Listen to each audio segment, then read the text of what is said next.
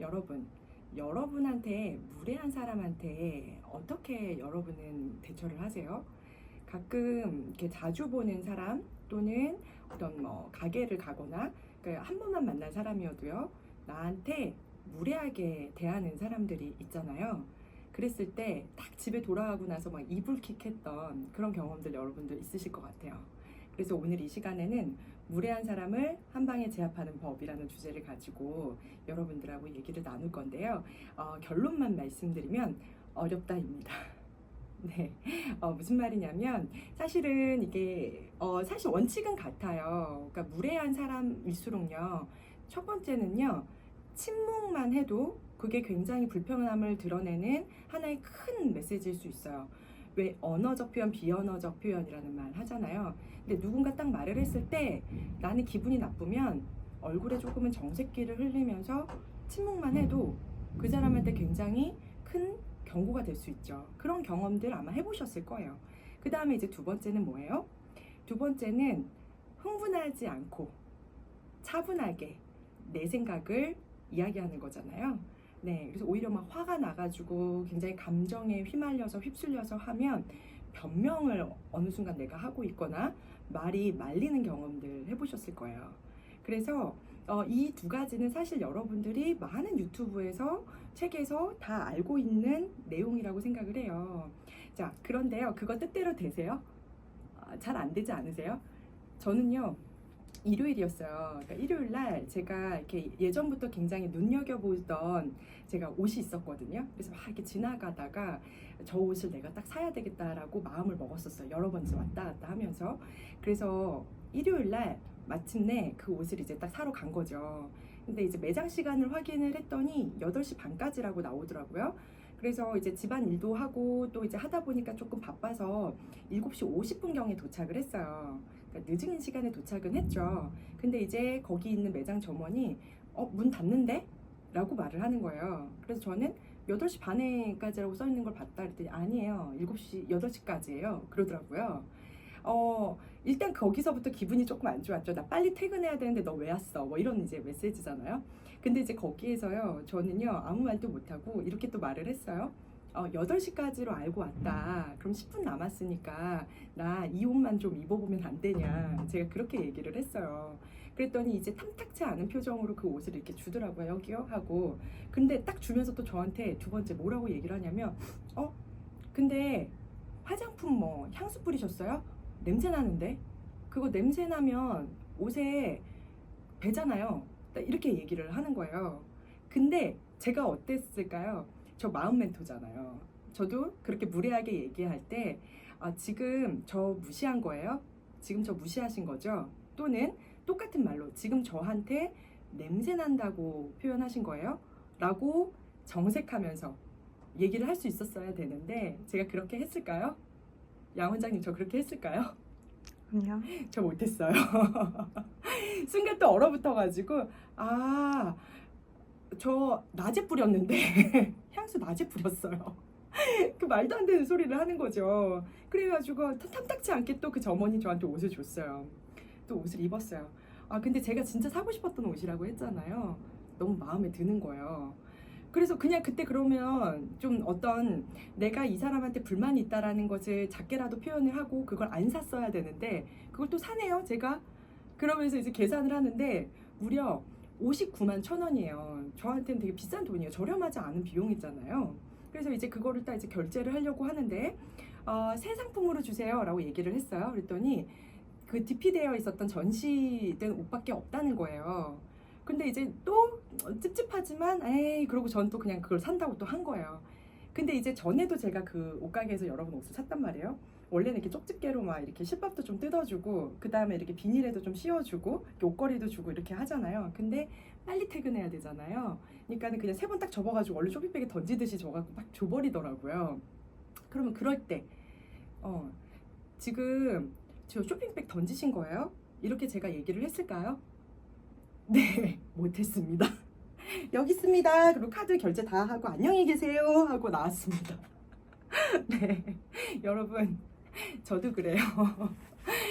제가 무슨 얘기 지금부터 하려고 하냐면 많은 유튜브에서 이제 뭐 무례한 사람 한 방에 대처하는 법들 나와요. 근데 저는 일단은 첫 번째는 내가 어떤 사람인지 일단 알아야 되고요. 내 수준에 맞게 우리 같이 연습해요. 내가 어느 정도까지 되는 사람인지 아마 더 잘 아실 거예요. 그러니까 이제 저는 이제 그러고 나서 어떻게 했냐면 일요일 날 이제 그렇게 하니까 제가 기분이 안 좋았을 거잖아요. 그래서 차에다가 그 옷을 놔두고 일단 하루가 묶어진 거예요. 월요일까지. 그래서 이제 고민을 가만히 하다가 두 사람한테 이제 제가 전화를 했습니다. 우리 또 이제 확인받고 싶잖아요. 그래서 강남에 이제 오희영 원장한테 전화했어요. 오희영 원장이 되게 현명하거든요. 그래서 제가 이렇게 됐는데 저렇게 됐다 이제 이 얘기를 쭉쭉 했더니 딱 오희영 원장이 잠깐 상호명이 뭐라고 했지? 딱 그렇게 얘기를 하면서 얼른 컴플레인 하려고 얘기하더라고요. 그러니까 오히려 당연히 기분이 나쁘고 컴플레인해서 그 점원이 그걸 알도록 해야 된다. 이제 오희영 원장은 이제 그렇게 얘기를 하면서 이제 저를 위로를 해주는 거죠. 그리고 실질적으로 그리고 오희영 원장은 그렇게 또 행동을 잘 하고요. 이렇게 건강하게 자기를 잘 보호해요. 근데 이제 그러고 나서 이제 두 번째 또 이제 가장 이제 가까운 저희 또 지인한테 이제 물어봤어요. 내가 이런 일이 있었는데 이렇게 됐다라고 이제 친구한테 딱 말을 했더니 그 친구는 이제 저한테 뭐라고 하냐면 너 그렇게 입고 싶었던 옷이라면 그냥 입어. 야 그냥 입고 그 다음날 출근해버려. 야 그 귀찮게 못하러 가가지고 그것도 따져. 그럼 네 시간 써야 되지. 그리고 그 점원이 뭐 네 말 듣고 너무나 죄송하다 반성할 것 같아? 아니야. 야 귀찮게 그런 거 하지 말고 그냥 입고 그냥 입어. 이렇게 얘기를 하더라고요. 여러분 어떠세요? 제가 이제 그래서 가만히 이제 생각을 했어요. 그리고 이제 오늘 화요일이 딱 된 거예요. 근데 이제 오늘 이제 이런 생각을 한 거죠. 이거 어떻게 할 거냐. 근데 저는 가만히 생각을 해보면 이런 일들이 참 많았어요. 제가. 그러니까 굉장히 부당한 요구들이 있거나 무례한 것들이 있어도 그냥 좋은 게 좋은 거라고 넘어갈 때도 되게 많고요. 그리고 저는 생각보다 싫은 소리를 잘 못해요. 그리고 불편하다는 감정을 생각보다 말하는 걸 되게 어려워하고요. 그래서 원래 같았으면 아까 말했던 제 친구 얘기처럼 했었을 수도 있을 거예요. 근데 그런 저를 아니까 제가 연습을 좀 해봐야 되겠다.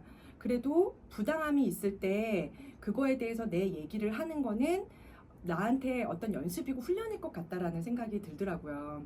그러니까 사람이 한번 포기하고 안 하다 보면 그게 내가 되고 습관이 되잖아요. 그리고 그 다음에도 그 다다음에도 그 다다다음에도 우리는 그 관성에 젖어버릴 때가 참 많은 것 같아요.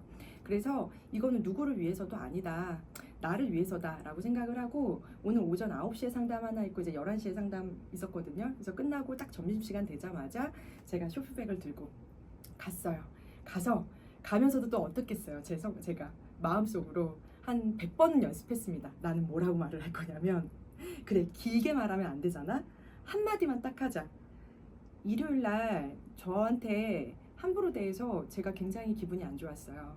지금 저는 저를 무시하는 것처럼 느껴졌어요. 이 말 한마디만 하자. 나를 무시하는 것 같았다. 이 말 한마디만 꼭 하자. 이걸 한 100번을 외치면서 운전을 해서 갔습니다. 그래서 딱 도착을 했어요. 꼭 근데 그거 아시죠? 마음 먹으면 그 점원이 있었을까요? 없었을까요? 맞아요. 없었어요. 그런데 마음 한켠에서는 안도했습니다. 없다. 하지만 다른 점원한테라도 얘기를 해서 내 마음을 전달을 하자라고 생각을 하고 갖다 주면서 이거 환불해 주세요 라고 얘기하고 그 다음 이제 두 번째 말은 그냥 연습한 대로 안 나왔고요. 웹사이트에서 찾아보면 8시 반으로 표기가 돼 있던데 7시 50분에 왔는데 나는 7시 50분에 왔는데도 그 점원이 이렇게 기분 나빠 하더라고요. 그래서 저는 되게 무시당하는 느낌 들었어요 라고 얘기를 했어요. 그리고 두 번째 얘기는 그 옷을 이렇게 펼치잖아요. 실밥도 지금 보이시죠? 이런 것도 하나도 제대로 정리를 안 해주셨더라고요. 이렇게 얘기를 했어요. 그랬더니 이제 뭐 그렇게 느끼셨다면 너무 죄송하다. 그래서 다른 점원한테도 전달을 하겠다라고 이제 얘기를 하고 그리고 이제 나왔어요. 그리고 그 영수증을 제가 이제 사진을 찍어가지고 노가비 부장한테 자랑했습니다. 가빈아, 나 그래도 영수증 찍었다. 나 환불했다. 막 이렇게. 여러분 저도 그래요. 저도. 네. 당연하고요. 저희 와주시는 우리 소중한 내담자분들이 배려가 되게 많으세요. 그리고 웬만하면 내가 참고 또 희생하고 맞추고 근데 그걸 이용하는 사람들이 주변에 너무 많다 보니 내가 상처받아서 오시는 경우가 참 많거든요.